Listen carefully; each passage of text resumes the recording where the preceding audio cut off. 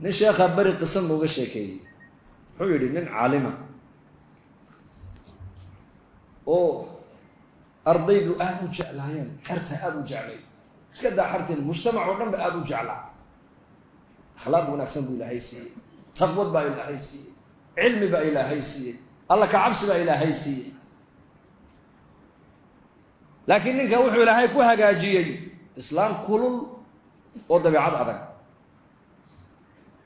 oo markuu inta uu magaalada socdana kabihiisa inuu qaato looma ogolo masalladu ku tukanaya inuu qaato looma ogolo aqalka markuu galana islaanta ku shaqaysata dhariguu karin biyuhu dhaamin dabkuu shidi iyada dhan buu cuntada siisiin markaasay odhanaysaa magaaladu sheekh bay ku haysataaye aniga agteeda shaydaan baa tahay ii khidmee bay odhan hadal ka keeni maayo uu khidmayn uu khidmeeyaa una ma hadlo ma sheekeeyo awal aqalka gudihiisay ku dirdiran jirtay baa layidhi markii dambe waxay ku tidhi anu haddee toola waan daalay xaabada ii soo guro biyahana ceelka iga soo dhaami ceelka ninka sheekhana waa ninka magaaladu kabihiisa inuu qaato uma ogolo jacaylo iyo ixtiraam ay u qabaan markaasuu yidhi ilaahow i astur ilaa haddii la ogaado sheekhii xaabo guraaya oo biyihiina dhaaminaya dadka waxay odhanayaan war sheekha aqalka dhib baa ku haysateen in kaarqabtadan waa maxay sheekha dirata waa la habaarka ku dhici taabuu markaa uga baqayaayo wuxuu yidhi ilaahow miskiinta aadii xaaska aad iga dhigtay umul ciyaalka ilaahu ha igu hoojina maanta igu astur magaaladii buu ka baxay ardaydii buu yidhi muraad yar baan leeyahay iska hadhay buuro marka xaabadii buu soo guraya dhul cilmuu tagay xaabadii buu soo guray meel buu ku ururiyey biyihii buu dhaamiyey ilaahow aniga islaantaas ilaahow islaantaayo ummadda kale ilaali buu yidhi libaax socdo unbaa u yimid oo hor fadhiistaa layidhi sheekhi xaabadiiyo quryihii buu saaray libaaxii biyihiina dhinaca kale u ka soo saaray magaaladiibu la soo maray sheekhiioo libaax wata markaasaa la yidhi awalba inuu mu'min ilaahay ku xidhan oo karaamo le waan ogeyn inuu ahaaye maantayba karaamadiisii daahirtaa la yidhi albaabkiibuu hor dhigay islaantii meel bay ka qaawisto libaax bay aragtay alaabta usoo sida ilaahu inuu soo gelin libaaxaas ilaahu libaaxa igu soo gelin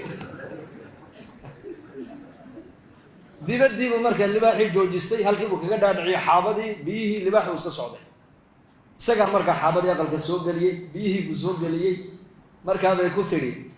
dameerka foosha xunne maanta soo rarteen ayaa kugu caawiyey ka tiri nabiga ku salliya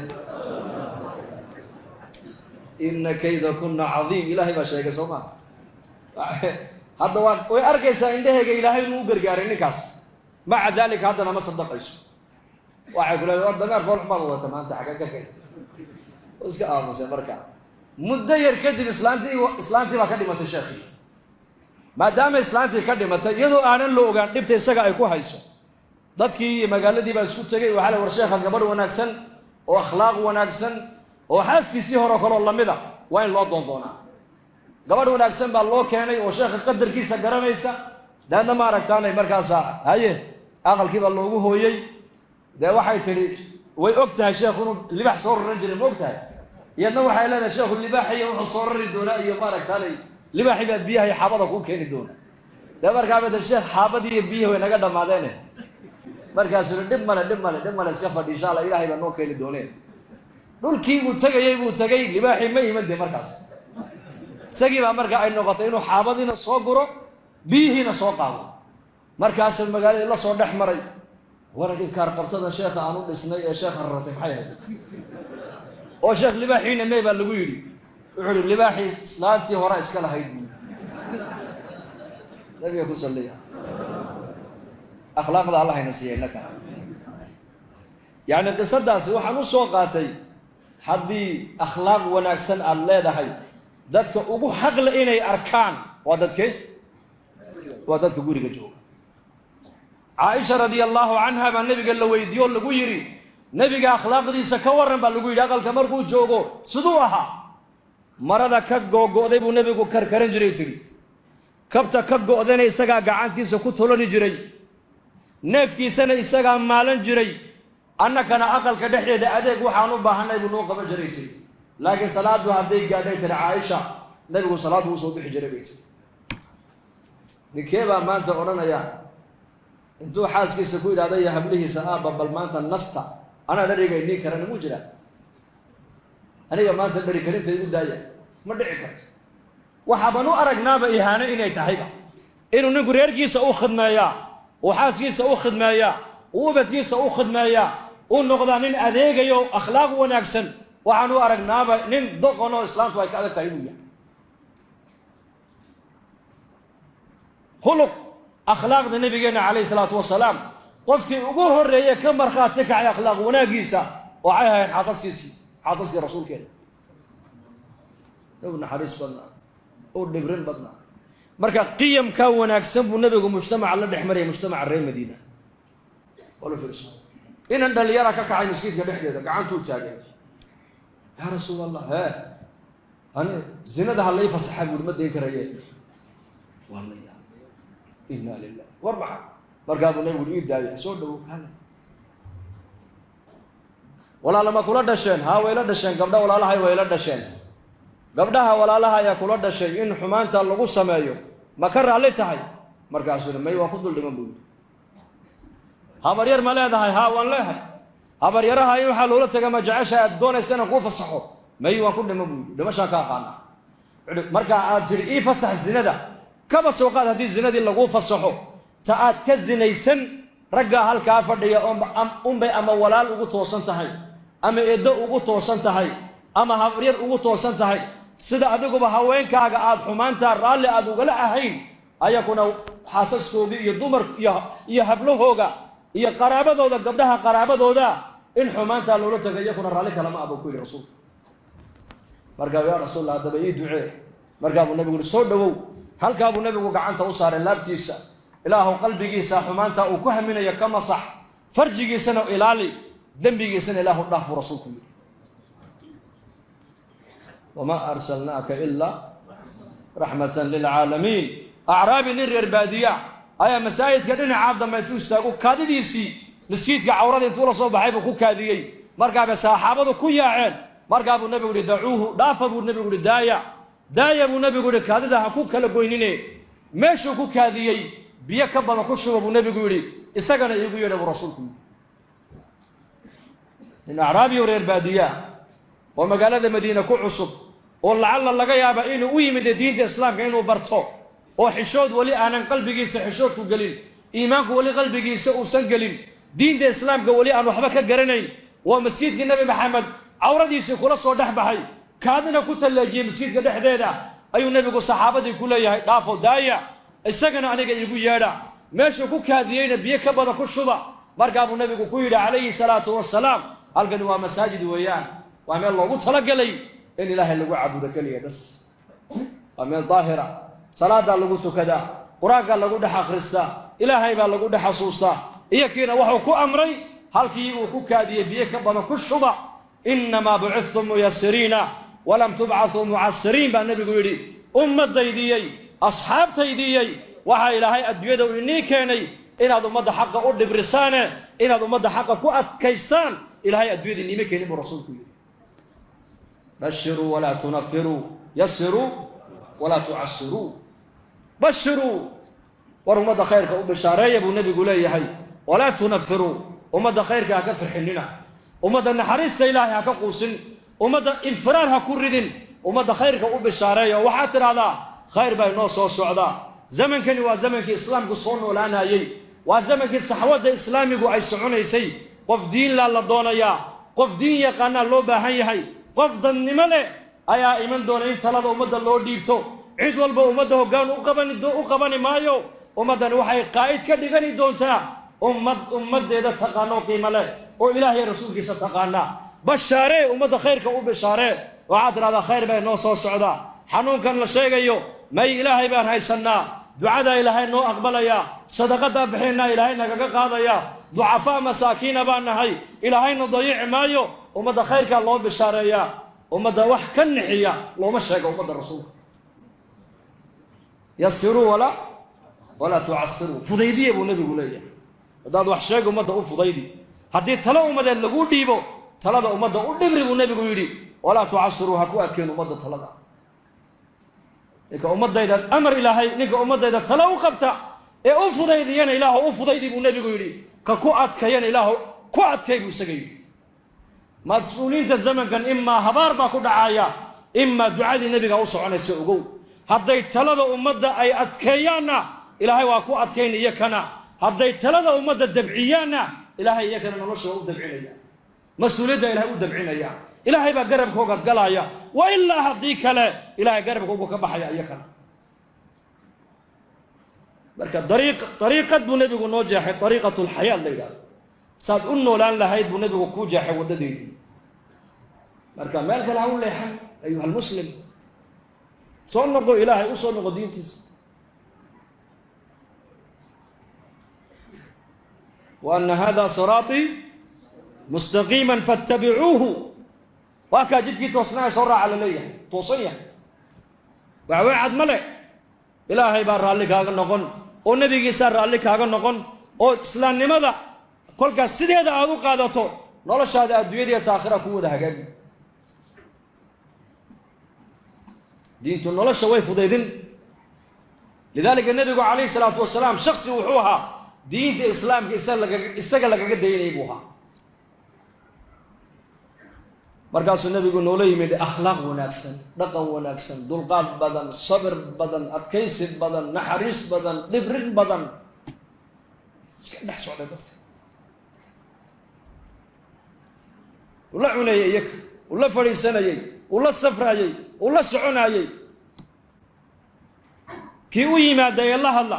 hadduu ka sii jeedo qofku nebigu qoorta ma qalluucin jirin baa la yidhi uu sii wada jeesanayay hadduu nebiga qof gacan qaado qofka oo sii daaya mooyaane nebigu ma sii daynayn baa la yidhi hadduu dad meel fadhiya nebigu u yimaado assalaamu calaykum yidhaahdo 3 jeer buu nebigu salaanta ku celinayay assalaamu calaykum waraxmatullah assalaamu calaykum waraxmatullah 3 jeer kelmad hadduu ummadda u sheegayo 3 jeer buu nebigu kelmadda ugu celin jiray si hadalka ummadda ay u fahamtay qalbigooga u galo markaasuu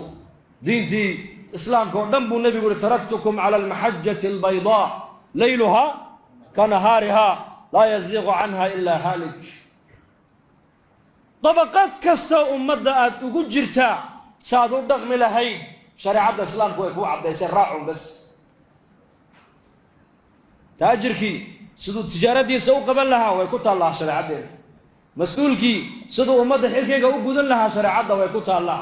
aabbuhu xilka reerka siduu u gudan lahaa shareecadda way ku taallaa ninka dhallinyarada labada waali siduu ula dhaqmi lahaa shareecaddu way ku taallaa jaarku jaarka kale siduu ula dhaqmi lahaa shareecaddu way ku taallaa xaasku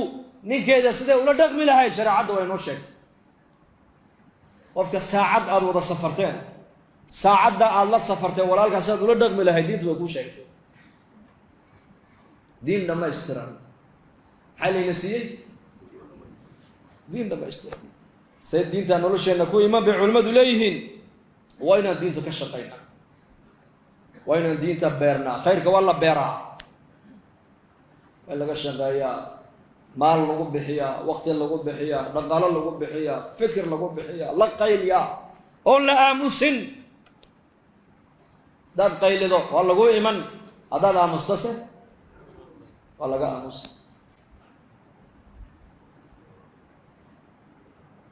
aydu dabeecaddooda habeenka way ciyaan soo jeed mise way seexdaan ya soo jeed aydii baa isku timiday way tashadeen waxay yidhahdeen anigo dadkii o dhan habeenkii khalqiga o dhan habeenka waa jiifsadaane way jiiftaan oo xayawaankii xoolihii wix o dhan way hooyanayaane innaka maxaa ina wareejiye waata aydu habeenka way wareegtaan soomada salaada fajr markaa ka baxnay seexdaan baa la yidhi habeenka o dhan bay qaylayaan xaggan u kaciy xaggan u kaciy xaggan u kaciy waxay ku tashadeen baa la yidhi khalqiga inay wax la qabaan ay wax la wadaagaan oo habeenka inay iska seexdaan tuug baa markaa ogaatay ayadii inay seexatay tuugtii baa magaalada usoo dhacday ila aygu habeenkii muxuu sheegaa tuugtuu sheegaa tuug walba aqalku ku hagaagayba wax ka dhacay baa la yidhi tuug baa markaa aqalku kusoo hagaagay wuxuu is yidhi kuwan waa fuqaraa waa masaakiin aqalkooga wax ma dhex yaalle ur gacan yar ومدوم دوك ما أنا أركايو كيش كوريدو أي يرو مركات ماشي الفرديون ده صار له سوري مبتة أي دي معي سوريس الله سيحنا له سوري أي جيب كوري تكيش قال لي بناك يولدك ولا بحال نو ولا بالحالة أي دي بيلاقي نجي فيه والله على شقتك صدق لعب بالذهب بالدر بايد أنا وأقل يرى ضد ضعفاء ومساكين أكو هجاجو أرجع يرمى كسهلين كيش كي واحد كسر مع أير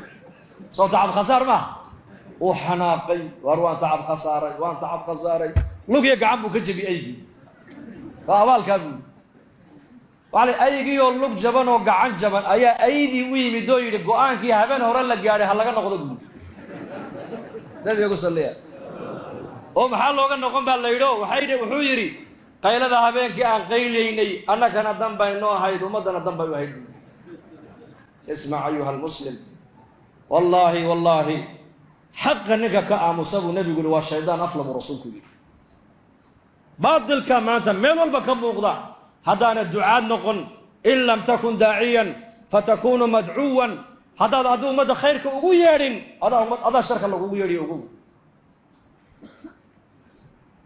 إن يارنا الله بحياه قيل كنا بدقلينا هذا مستسمية هذا مستعدنا والله كأمصي مالما تقدم بسنة ومدى خيرك وضع ويران دون تاي أوغادا مركاينا دعوة أكعنو قيلد ودعوة وياه وشغاد دينتا علماء كلية أنا كديني عامدينا علماء دليردينا أضيدينا تجارتنا فقردينا شغالهنا مدحدينا مجهنا دينتا ددال كينا قعمها سوق بسنو نيودا إن شاء الله ده هذا أريان نيودا بالقعنتها تاقو إنه شغال دينة الله أقبل إلهي كدقو الله ينقدقو سو ديار قروبة أنكو خميسة بوصاصة نسعنا اجتماعي بوصاصة خميسة دعي دونا أفر بلودي أفرتن جماعة بدن ما رجينا إنا كبحوا لا بقول جماعة دا إني كنا عاصمة دي وحاتهن ودن كي سو ديار قروبة جماعة كينا إن شاء الله هذا مستانه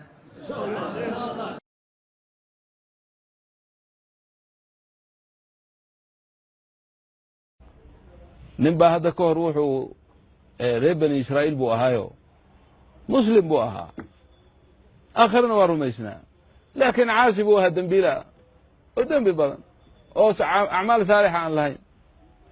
hase ahaatee maalqabeen buu ahaa khasluul arrin buu lahaayo caado u ahaydoo wuxuu odhan jiray dadku daymin jiray lacagta markaa dhallinyarada u shaqaysay wuxuu ku odhanayaa khadamkiisu wuxuu ku odhanayaa ordoo lacagtii deynta iga soo qaada dadkaan ku leeyahay ninkaad u tagteen hadduu muusir yaho iska bixin karo iga soo qaada walaakin tayaasaruu macahu hadalka u fududeeya oo ha ku dhibina haddii uu mucsir yahay oo uusan iska bixin karin oo la go'dayna tajaawazuu canhu iska cafiya lacala allah an yatajaawaza cana yowma alqiyaama waxaan ilaahay ka rajaynaynaa inuu annagana yowma alqiyaama iska keen cafiya intaasuu odhan jiray khadamkiisa saasay ku shaqayn jireen kii mucsirkaa iska dhaaf sayidkeenna iska dhaaf wey lacala allah an yatajaawaza canhu ilaahay ninkii yowma alqiyaama uu keenay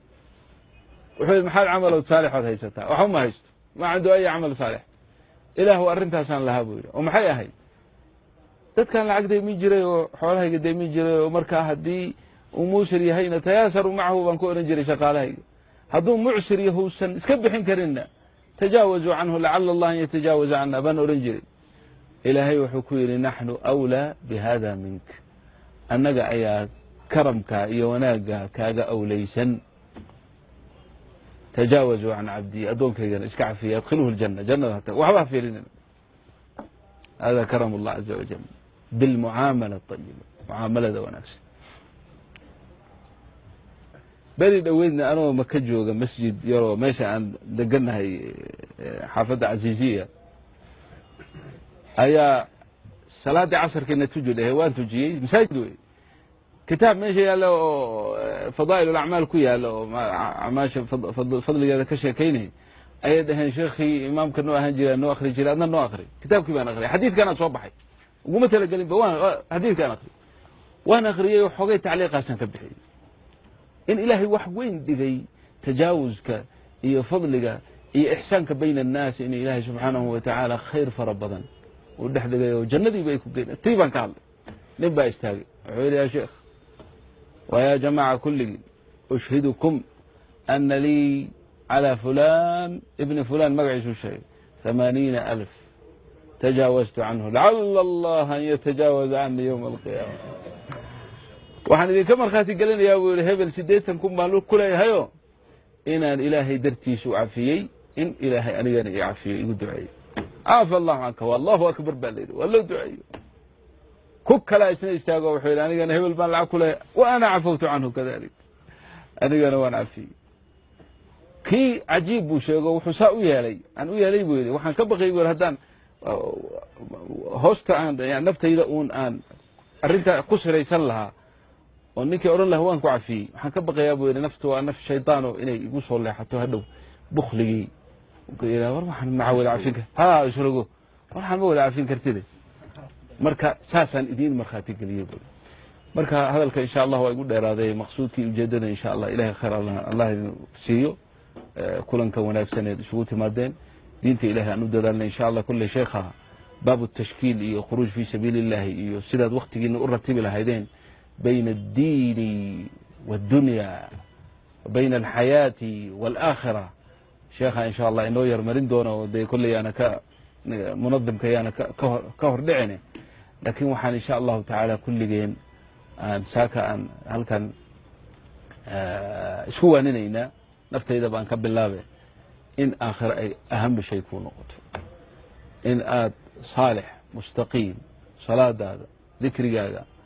awraadaada iyo khayrkaaga iyo ku xidhanka ilaahay iyo diinta ilaahay u shaqaynteeda in aad marmarka qaarkiis fasaxa iyo fii sabiili illahi aad u baxdaan oo ma garanaysa aad ka faa'iidaysataan khayrkaas ilaahay idin siiyey nicmada alla idin waafajiyey baan isu soo jeedinayna allah yuwafiqna wa iyaakum lima yuxibuhu wa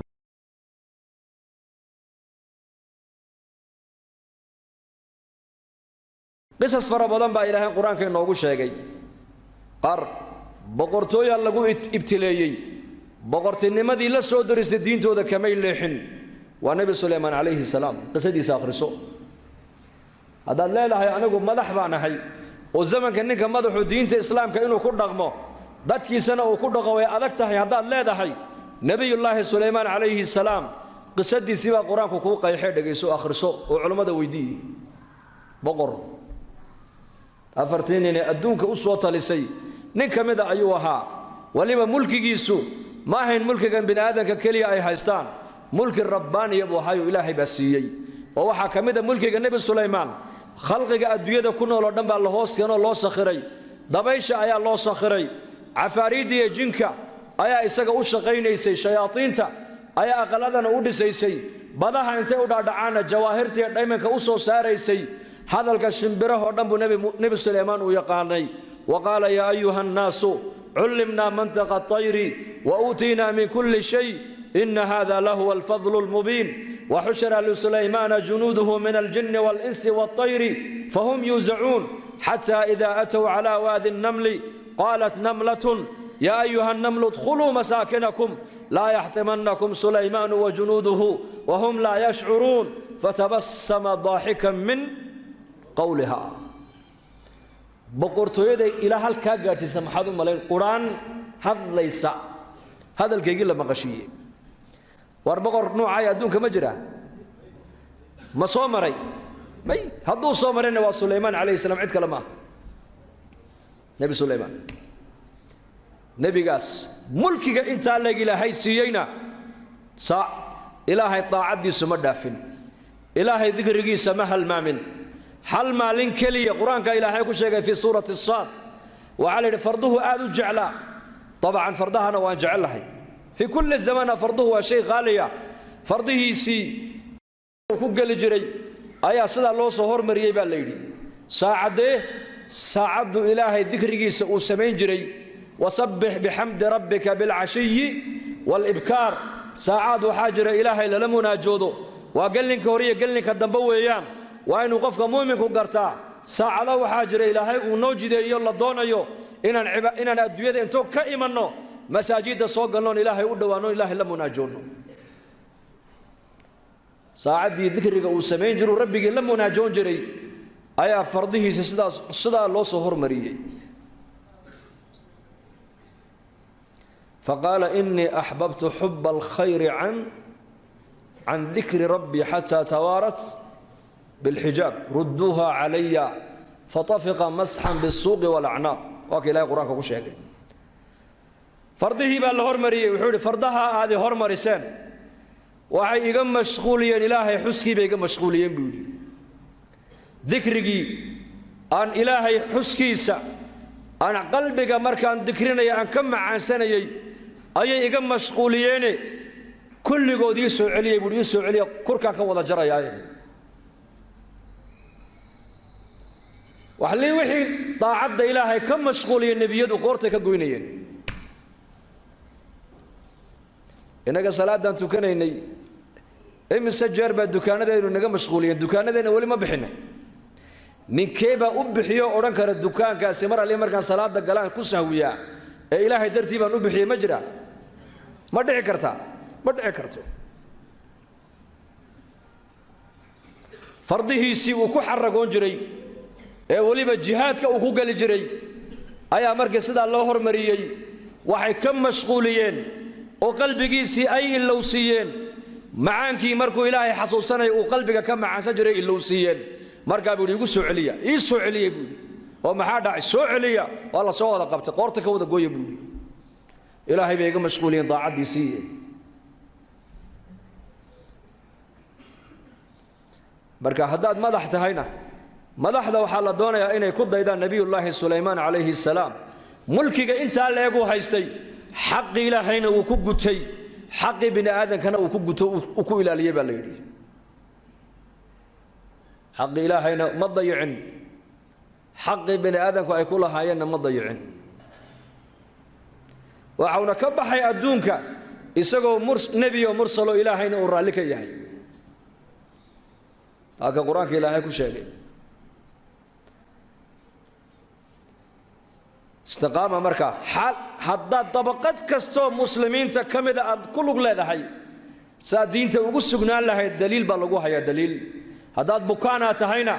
نبي أيوب أو دليل نبي أيوب سديد يتوصلوا بكانا هاو قد هزي في مرنا إلهي طاعت دي سيدك رجي سمدينين ملك نبي رسوله والله اختباري تضبطي هبلوضو لها مركليا لغا ودا دلي او نفط لغا ودا قبتي واسكا صبري تضبطي ويلو لهانا مركليا اسرائيل واسكا صبري باريه تجارتي حوله لها ودن مركليا لغا قاده واسكا صبري markaas jidhkiisa waliba xanuun lagu riday uska sabray xanuun nuuceeya gaadhay waxa la jidhkii intuu dhamaaday hariga iyo lafahaas ku dhagan bas markaas wax ehela waxa uu soo hadhay xaaskiisii markaas qaraabadiisii ku yiraahdeen ama magaalada adigu nooga bax ama anaku aan kaaga baxno may ana inaga fududo inaga tagay buuri ay tukubisay banaanka bay u saartay geed bay hoostiisa dhigtay 18 sano ayaa culimada qaar sheegaan ayuu geed hoos jiifay subaxdii bay ka tagaysay magaaladay u soo noqonayso dadka u shaqeyn jirtay aqalada ka shaqeyn jirtay leeyahay wixii mushqaayad la soo siiyay intay soo ugu soo iibiso khubz ayay iyo idaam ayay markaa nabiga ugu keenin jirtay geedka hoostiisa markaas ay ku tiraahdaa ayuubow xanuunkan halka ku gaarsiiyay in ummadii iyo dadkeenii ay banaanka inoo soo tuuraan nabi ducadiisa la aqbala ayaatahe ilaahay ma noo baridaha ka qaada xanuunkan oo dadka ku dhex noqonay markaa buu ku yiraahdaa 7 sano barwaaqo ku soo jirnay ma inta yar baan u adkeysan kara laanahay buu yiri barwaaqadii buu xasuustay isagu waa sunnada ilaahay daa'iman qofka u fiirsada ma inta nicmad aan haysana ayaa badan mise inta dhibaatadu nagu dhacdo ayaa badan mid ka badan nicmada badan marka anbiyadu nicmaday eegeen mar walba deedna muncimka marka way ka xishoonayeen ilaahay way ka xishoonayeen marka abu xaaskiisu ku yiri 7 sano barwaaqo ku jirnay ma muddada yar baan u adkeysan kari laanahay ayadoo magaalada ku maqan maalin maalmaha kamida labadii dad isaga ugu dhaweeday qaraabadiisa ayaa marka u yimaadeen sheeday ka joogsadeen baa la yiri mid baa yiri marka war u dhawaanay meeno xanuunkiisu inuu nagu soo tacadiyaan ka baqaynaaye malaha dembi wuxuu galay ninkani dadku aynan gelin ereygaasuu markaa nebi ayuub uu maqlay kolkay ka noqdeen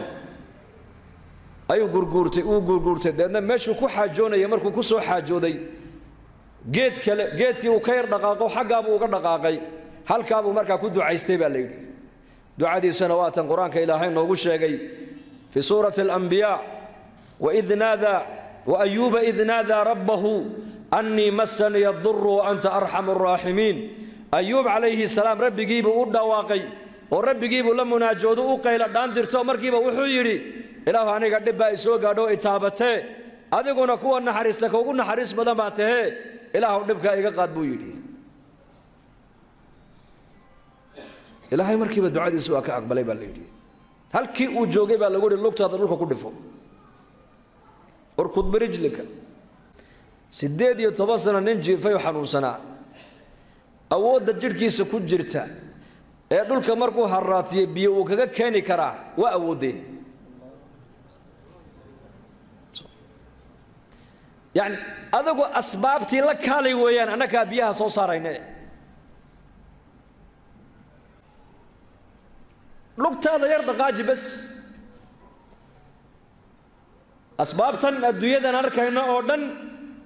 نظام كإلهي بكون حجر أسبابتن سيدا جرك بني آدم كان روح ذا يكون حجرته أيا أسبابتن الدنيا قادر كيسان نظام كإلهي بكون حجرة مركا نظام كإلهي إيش إنه ما قبنا يسوع قدرة إلهي بعالم كان معمول يسال لقتي بالنبي أيوب سعود قاجي للقو كعلي لبض اللقو دحدو ذي بيه كصوبحين بالليل لبا إلو ضبيا إلنا وحال يدو كم ما يدو إلنا وحال يقول يا عبد وما يدي جركيسي وعادي وعبي على الشيء جودها وحيد حنون كجزر ودم ببناك وقصوا بحي وصوك عبي مركلية حاس كسيبا مقالة كتمة دي ويكوريكتي يدو حشونا يسامركا وحي تري وضي أيوب لورن جروي وبكانها ومدد دوري تمصنا هلكا عن لجوغي وما أنت أنكتغي مقالة أن أقوم مقنايا وأنو شقتغي ميو دنتي ما دوغاق باقاتي ولي بدل يرنمدي سينا هذا آدكو أكاي فورمي كسيب الله ده مركز أيوب وأنا أبو كيدي أنا أيوب كي أتكجت تكتي صررت دوش هذا جيفي كعي كري لها وإسقي جوان دعائي دعائي با إله نوع أقبل استقامة هذا ضدكو دين تودا كسو قنادان وعاد وقالت حالد وهديت ما دو حالد واحد دائما ما قال هره وعن لا بشيدي ادوك كورونا لا شيغي ودنادينا سوماه وعبسبا لا ير دريمي هاوي ما موجرا دولكنا war موجرا وعاد وقالت marka war waxaan adduunka imanayo dhan waa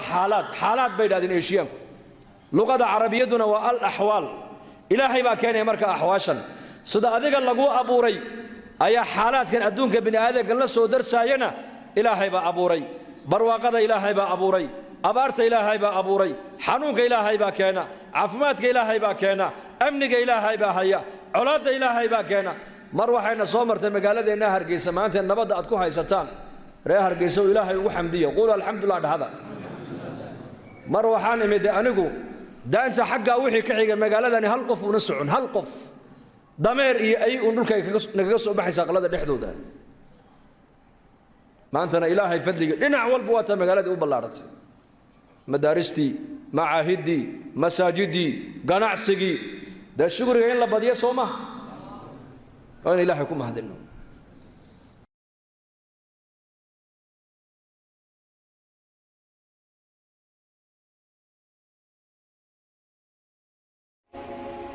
معاوية ayaa waxa uu yimid nin diraar la yiraahdo oo kamid ah ragga cali taageeri jiray markaas uu war cali sifee wada cali ku sifeeyay markuu waxyaabo ka soo waramay buu wuxuu ahaa niman adduun hunguri haynin oo habeenka madowgiisa waheshada oo ilmadu dareerto oo cunno inteeda adag kaga gaabsada marana inteeda gaaban ka xidha midka ay markuu yimaado buu yiri soo dhaweeyo naga mida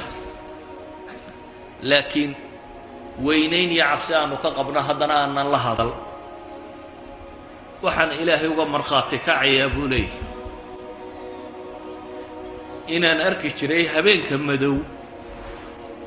goortay xidiguhu dhacayaan caloo ooyaya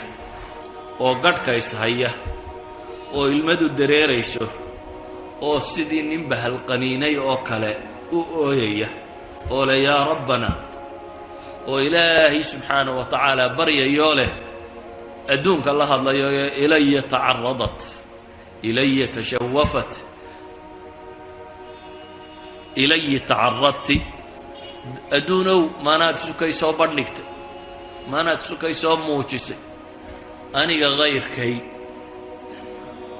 kadi saddex baan ku furay leh cumrigu waa gaaban yahay majliskuna waa mid liita khatartaaduna waa yartay adiga yacni waa lagu sabri karayaa ooyaya diraar baa wuxuu leeyay waxaan eegay mucaawiyahan u warramayey oo isna ilmad u dareerayso yacni saxaabadii nebi maxamed waxay ahaayeen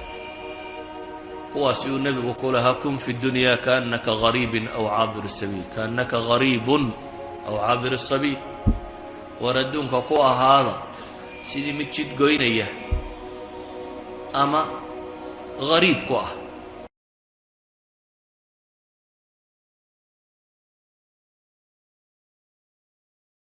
cikrimo radia allaahu canhu islaamnimada inuu soo galo waxaa sabab u noqotay waa xaaskiisa cumar bnu khadaab radia allaahu canhu diinta islaamka inuu soo galo waxaa sabab u noqotay waa walaashii faatimata bintu khadaab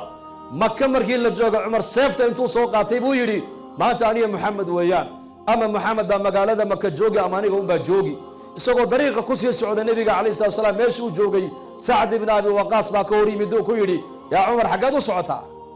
wuxuu ihi moxamed baan u socdaa buuhi ima aniga ima isaga buuhi maanta islaamnimadu waa diin cajiiba way noo qoran tahay siiratu saxaaba iyo siiratu saxaabiyaat cahdigii nebiga gabdhihii adduunka joogay siiradoodii baa laynoo qoray cikrima ibn abi jahl saxaabiga la odhan jiray allah raalli ka noqday abi jahl baa dhalay abu jahl waad garanaysaan waa fircauna hadihi اlumma waa fircoonkii ummadda nebi maxamed inankiisii weeyaan markii uu maqlay nebi maxamed calayh salaatu wasalaam iyo saxaabadiisii ayaa magaalada maka ku soo socdo ku soo duulay u dhunto uu baxsaday baa la yidhi wuxuu damac uu go-aansadayba inuu jaziirat alcarab intuu ka tallaabo uu badaha ka tallaaboba xaaskiisii zawjadiisii umu xakiim radia allaahu canha ayaa maqashay markaa ninkeedii inuu firxay uu baxsaday deedna markaabay nebiga u timid calayhi salaatu wasalaam deedna markaabay ku tihi yaa rasuula allah waxaa igu maqala bay tidhi cikrima adiga ayuu kaa firxay oo uu baqayaaye hanu yeedho han soo qabtee oo islaamnimada ha ilaahay ha ku deeqo ha islaamee yaa rasuulallah ninkaasi nabad ma la siino ma la nabadgelinayaa markaa buu nebigu uhi huwa aaminun biamaani illaah haa nabad waan siinee oo ilaahay nabadgelyadiisiibuu haystaaye hadduu ku yeelayo orodoo soo kaxeeyo ii keen buu rasuulku ku yidhi sal allahu alay wasalam bal gabadha muuminaddu siday ninkeega uga fikiraysa eeg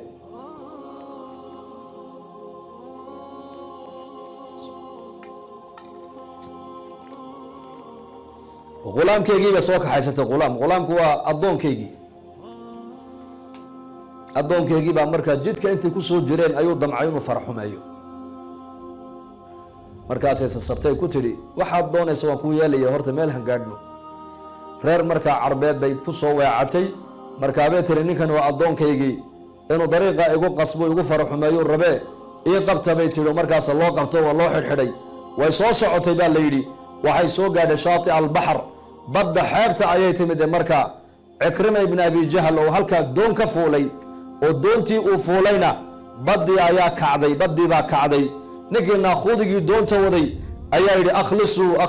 akhlisuu markaasuu cikrima yidhi war ikhlaaska inaad sheegaysaani muxuu yahay markaasaa lagu yidhi waxaad tidhaahdaa laa ilaaha ila allah dheh laa ilaaha ila allah dheh markaasuu yidhi maa harabtu ila min haada waxaaban ka soo firxayba waa kelmaddaa buu yidhi lanna carabtu zaman jaahiligii markay caafimaadka hayaan ee barwaaqada hayaan asnaamtay caabudayeen markay dhibaata ay la soo daristana ilaahay bay baryayeen waa ka ilaahay qur-aanka ku yidhi waidaa rakibuu fi lfulki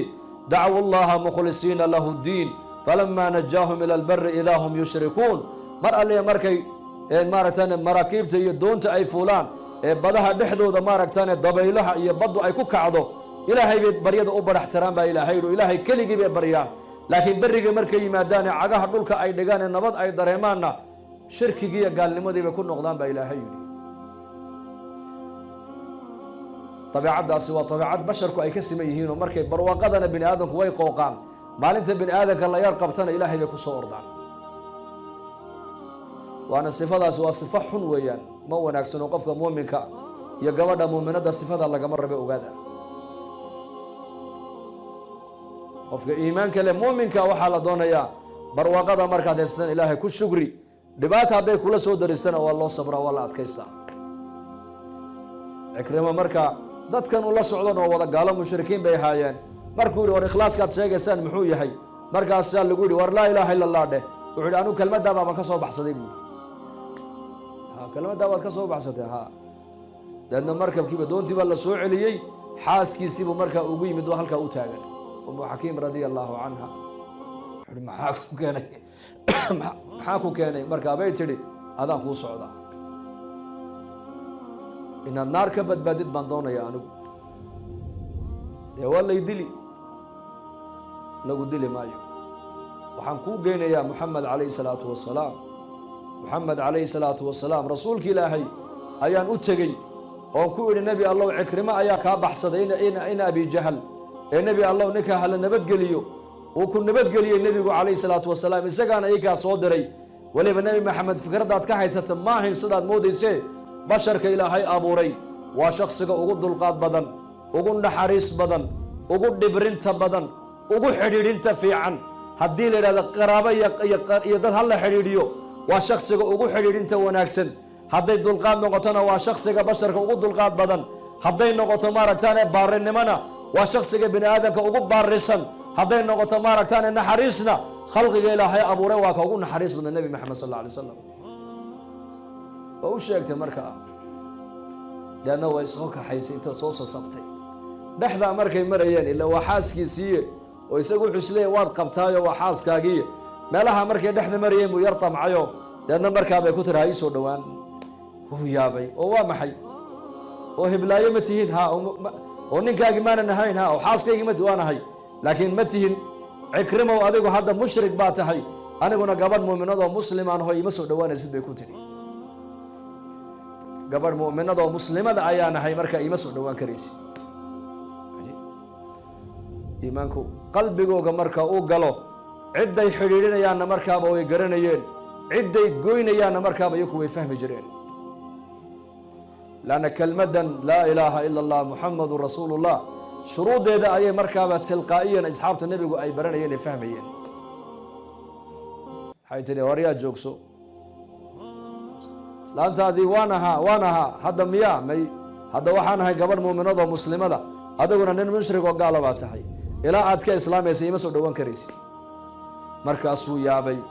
wuxuu idhi arrinkan maaragtaanay ii kaa diiday iga kaa manciyey wallahi waa arrin weyn buu ku yidhi diintan islaamke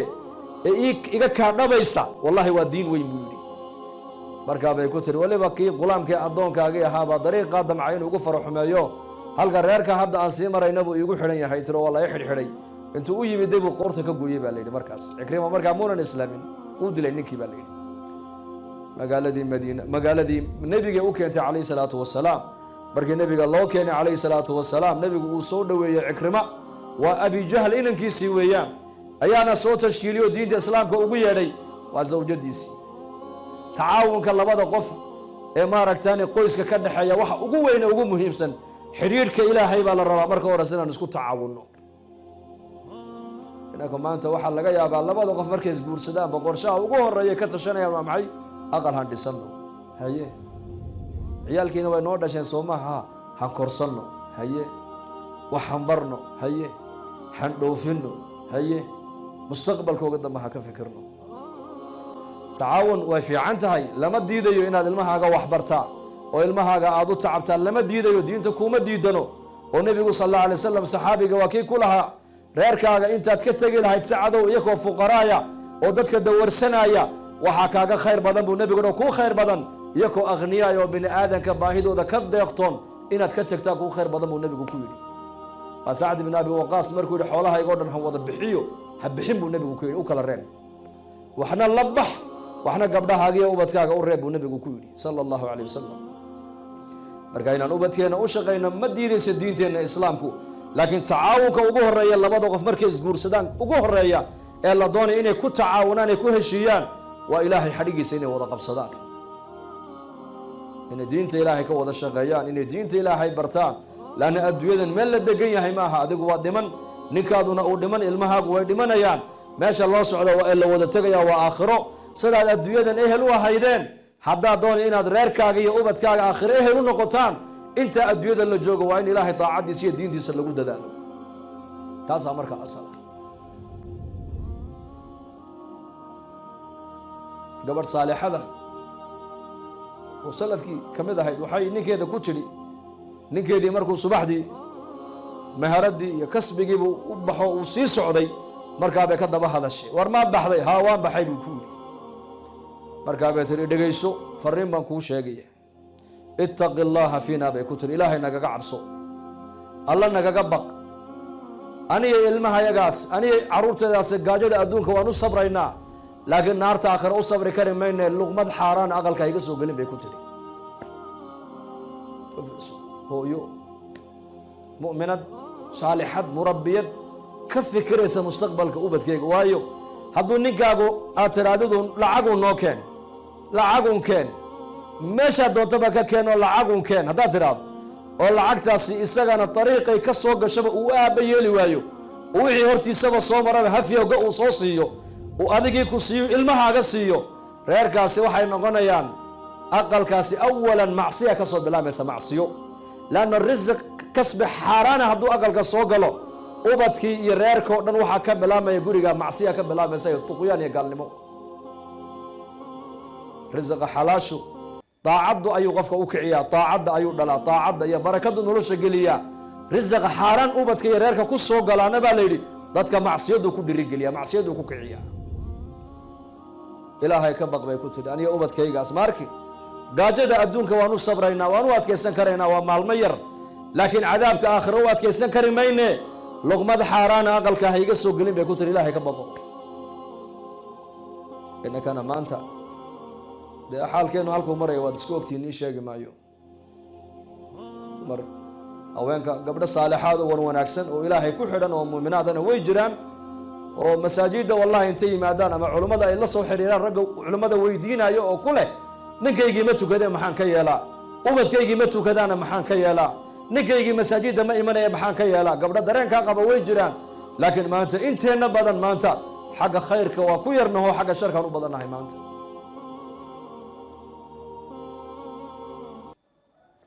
marka ilaahay hanu soo noqono han toobadkeenna cikrimo radia allahu canhu islaamnimada inuu soo galo waxaa sabab u noqotay waa xaaskiisa cumar bnu khadaab radia allahu canhu diinta islaamka inuu soo galo waxaa sabab u noqotay waa walaashii faatimata bintu khadaab maka markii la jooga cumar seefta intuu soo qaatay buu yidhi maanta aniga maxamed weeyaan ama maxamed baa magaalada maka joogi ama aniga unbaa joogi isagoo dariiqa kusii socda nebiga calayh salatu salaam meeshii uu joogay sacd ibn abi waqaas baa ka hor yimid uu ku yidhi yaa cumar xaggeed u socotaa wuxuu ihi maxamed baan u socdaa buu ihi ima aniga ima isaga buu ihi maanta maxaad ka rabtaa maxamed dee diin buu noola yimid aanu garanayn buu yidhi ilaahyadeedii buu naga ceebeeyey aabbayaasheedii dhintan ahlanaar buu ku sheegay cuqaladeediina sufahaa buu ka soo qaaday labadii wada dhalatay uu madaxa isku geliyey maxamed balaayuu nala dhex yimide maanta ama isaga ima aniga ama waa aniga ama waa isaga adduunka ka baxaya wuxuu yidhi maxamed waxaad ka doonayso waa gardarre buu yidhi maxamed tol iyo reer buu ka dhashee waxaad maxamed ka doonaysid aqalka walaasha inuu yaalla ma og tahay buu ku yidhi diinta maxamed uu la yimiday sawta aqalka walaasha dhex taallama buu ku yidhi sacd ibn abi waqaas markaa uu islaamay islaamnimada isagu uu qarsanaya uu cabsanaya nebigana cumar ka jeedi buu isleeyahayo bal akhafu dararayn cumar ha ku noqdo seedigii uu ka xesho saciide iyo walaashiina uu u naxariisanaye xaggan u jeedi buu leeyahy balaayadan socota oo nebiga ka jeedi deedna markaasuu soo kala wareegay aqalkiibuu soo galay markaa walaashii dibadda intuu soo socday buu maqlay markaa qur'aankii oo la akhrinayo khabaab saxaabi la odhan jiray radia allahu canhu ayaa markaa u yimiday oo qur-aanka ayuu barayey zawjka faatima zawjkeeda iyo iyadaba khabaab baa markaa qur-aanka barayey oo suuratu taaha awaa'ilkeega intay soo degtay oo lagu soo qoray harig ayuu maaragtaane ku dul akhrinayay u macnaynayey mar alli markay faaduma maqashay walaalkeed cumar oo soo socda ayay aad u naxday cumarna nin adag buu ahaa nin adag oo aad iyo aad u adag oo aan waxba la marin karin buu ahaa deedna markaabay qariisay isagiiyo meel bay ku qarisay iyadiiyo ninkeygiina way soo dhoweeyeen oo way fadhiisiiyeen cumar baa ku yidhi hunuhunaadaan nigu maqlaya waa maxay buu yidhi waxba ma jiraan bay ku tiri maxaa jira isqabooji waxbaa maqlee sheegay buu aqalka waxbaa soo gale oo maxaa soo geli lahaa aqalka diinu muxamed baa aqalkaad ku haysaan ood qarinaysaan faaduma sheeg oo warqadaad waxaad akhriyaysana ii dhiib markaasuu doonay inuu ka qaado maaragtaan warqadii hariggii uu ku qornaa maaragtaan qur'aanku way ka buuday marka way kala buuday iyaduna deedna markaa seedigiibuu dharbaaxa ku dhiftay walaashiibuu dharbaaxa intuu ku dhiftay dhulka ula dhacday markaabay ku tiri war waxaad doonta samee bay ku tiri aniga zawjkeyguba waan islaamnay ku tiri qur-aankan ilaahayna kuu dhiibi mayna bay tiri waayo nin najaasaa tahay najaas imaa soo meydho imaa soo weysayso labadaa midun baan qur-aanka ilaahay kugu dhiibaynaaye oo xalli waxaad samayn karta samee diinta islaamka ee moxamed uu noola yimidayna waa xaq to aan ka noqonayna maaha bay ku tiri cumar waagaa ku barya markaas seedigii dhulkuu la dhacay walaashii dhulkuu ku dhiftay isagiina madaxa iyuu qabsaday markaasuu ilay diinta tacab baa u galeen dadkani moogtahay walaashii u dharbaaxay seedigii laabtuu kaga fadhiistay ilaahay caza wajalla markaa qalbigii cumar baa ilaahay jilciyey wuxuu ii dhiib han akhriya soo weyse qaado uu soo weyse qaatay markaasay u dhiibtay cumar nin reer magaalo wax akhriya buu ahaa marka horeba deedna markuu akhriyo taah maa anzalnaa calayka alqur'aana litashqaa ila tadkiratan liman yakhsha tanziila miman khalaqa alarda wasamaawaati alculaa alraxmaanu cala alcarshi istawaa lahu ma fi الsamaawaati wma fi اlardi wma baynahuma wma taxta athara ilaa aakhir alaayaat markuu cumar akhriyey ayuu yihi ayna muxamed muxamed ii geeyey buu yihi calayhi الsalaatu wasalaam qur-aankii ilaahay markuu akhriyeyba qalbigiisii baa jilcay aaway muxamed halkuu joogaa ii geeya khabaab oo markaa la qarinayey oo macallinkii markaa faatimo iyo zawjkeeda qur-aanka barayay ahaa ayaa sariirta ka soo hoos baxoo yidhi abshir buu yidhi yaa cumar xalay toole nebi maxamed calayhi الsalaatu wasalaam anaa labadeedaa dhagood ku maqlaya isagoo ducaynaya oo laba cumar midkood ilaahu diintan ku cizee buu nebigu lahaa cumar binu khataab iyo camar binu hishaam camar binu hishaam waa abijahl weeyaan cumar binu khataabna waa cumar alfaaruuq weeyaan ilaahu labadaa cumar waa laba nin oo quraysh ugu geesinimo badnayd bay ahaayeen laana diintan shaksi geesiya shaksi sakhiya oo qaniya ayaa diintan wax u qaban kara walaalayaal ilaahu labadaa cumar midkood diinta ku cizee buu nebigu yidhi ducadii adeeg ugu dhacday bashaar isaguu ka yidhi gacanta intuu soo qabtay buu u keenay nebiga sal allahu alay wasalam u farxay rasuulkeenu cumar walaashii waxbuu yeelay laakiin qalbigiisii baa ilaahay furay qalbigii baa ilaahay u furay naxariistii markaasaa xamza nebiga u galo yidhi cumar baa soo socdoo seefna wata markaa buu nebigu ii soo geliyey aniga iniguna bannaanka ku hadha markaasaa loo geliyey nebiga sal allahu alay wasalam uu ku booday nebigu halkaasuu cumar qabtay markaa buu ku yidhi aslim yaa cumar aslim ya bna khataab allaahuma hdihi waxaa la yidhi dacwad iyo ducuu nebigu iskugu daray warina khataabo islaam buu nebigu yidhi waxauna yidhi ilaahu cumar bnu khataab qalbigiisa adahya soo jeedi markaa buu yidhi ashhadu an laa ilaaha ila allah wa ashhadu annaka rasuulu llah isla markiiba cumar wuxuu yidhi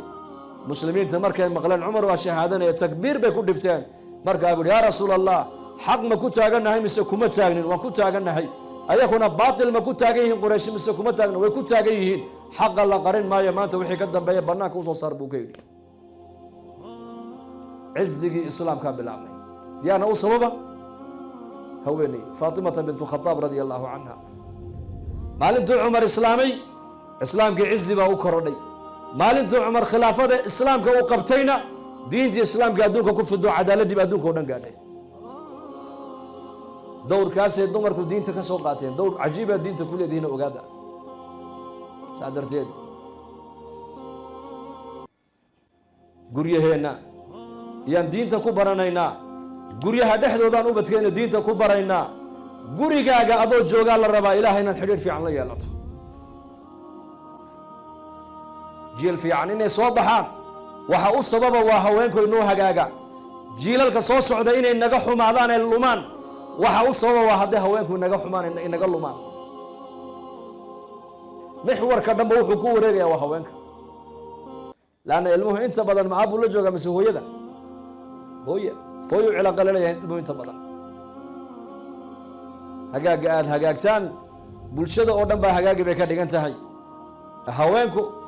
ba'naanta ama xumaanta haweenku ay naga xumaadaan waxay ka dhigan tahay bulshadii oo dhan baa naga xumaatay ogaado ay naga lumaysa saa darteed baa waxay idhahdaan ducaaddu hal nin oo weliya gabadh mu'minado ilaahay cilaaqa la leh kun ninoo awliye ka fadli badan tahay kun ninoo awliye ka fadli badan tahay kun gabadh mufsidadoo faasidada oo bannaanka u baxdayna kun nin ayay ka fasaad badan tahay baa la yidhi sidaa darteed guriga adoo joogaa la rabaa inaad diintaada baratid ilmahaagana diinta ku tarbiyadaysid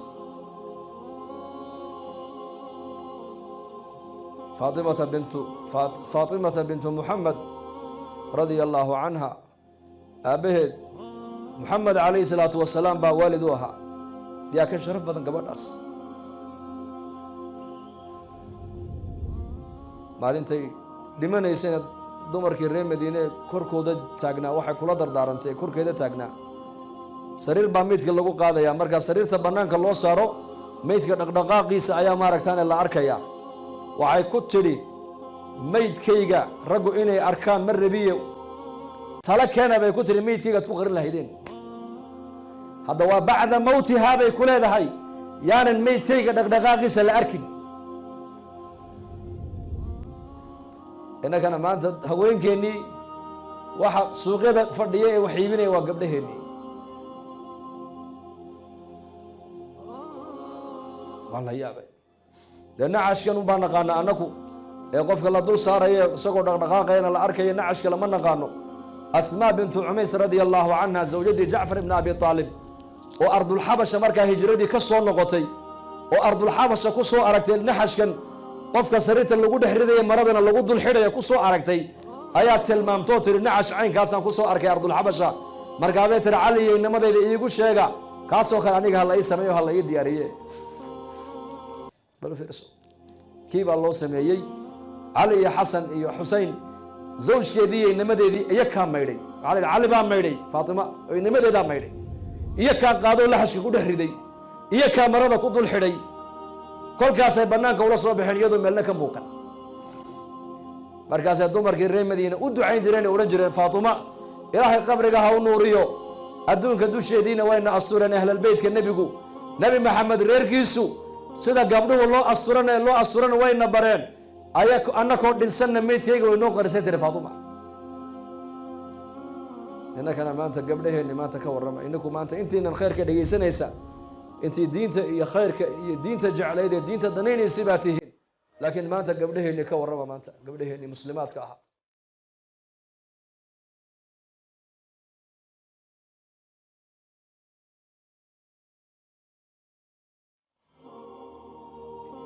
marka allah inoo dambi dhaafo allah inoo dambi dhaafo allah ina hanuuniyo waa zamankuna uu adag yahay fitantuna way badatay laakiin ilaahay hanu soo noqono bas makhraj fitanta waxaa lagaga baxayaa keliya waa maxay inaan diinteenna usoo noqonno oo diinteenna aqaladeena ku dhex baranno oo zawjkeennana guriga dhexdiisa ku raali gelinno oon awlaaddeennana diin ku tarbiyadayno asmaa bintu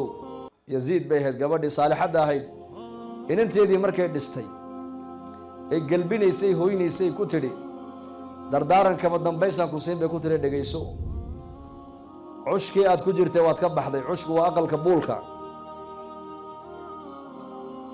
curfi waxay lahaayeen dadkaasi gabadhu ilaa 9 jir 8 jir ay ka gaadhayso ragga way iska dhex soconaysay laakiin 9 sano markay gabadhu madaxa la gasho xagga dambe hooyadeedii aabaheed ka fadhiisanaysay ma soo baxay marka 6 sano ama 7 sano qiyaastii waxaa laga yaabaa gabadhu inay hooyadii aabba gadaashooda fadhido ay dibadda u soo bixinba hadday bannaanka u soo baxaysana iyadoo jilbaab sidatoo aabaheed gacanta hayo ama walaalkeed gacanta hayo ama adeerkeed aabba la dhashay uu gacanta hayo ama abti hooye la dhashay uu gacanta hayo un bay soo baxaysaa bas. markay habeenkii gabadha la hoynayay ku tidhi cushkii aad ku jirtay waad ka baxday ku tidhi aqalkaad caawa tegaysidna gogasha dusheeda waxaad ugu tegi doontaa shaksi aanad hore u arkin. dhul u noqo, samuu isaguna kuu noqoni, hooyo u noqo, aabboo kaleu kuu noqoni, walaashii oo kale u noqo, walaalkaayoo kaleu kuu noqoni. indhihiisa ilaali oo dhegtiisa ilaali oo sankiisa ilaali. markaa bay ku tihi saddexda hore waan fahmay, saddexda dambe i macnee. indhihiisa ilaali bay ku tiriyo markuu kuu imanayo adoo qurux badan ha ku yimaadoo farxaansan. dhegtiisa ilaali bay ku tiriyo hadal xun ninkaaga weligaa ha maqashiin. sankiisa ilaali bay ku tiriyo adoo udgoonu mar walba ninkaagu ha kuu soo hoyday ku tiri. jaamacad gurigaa jaamacada,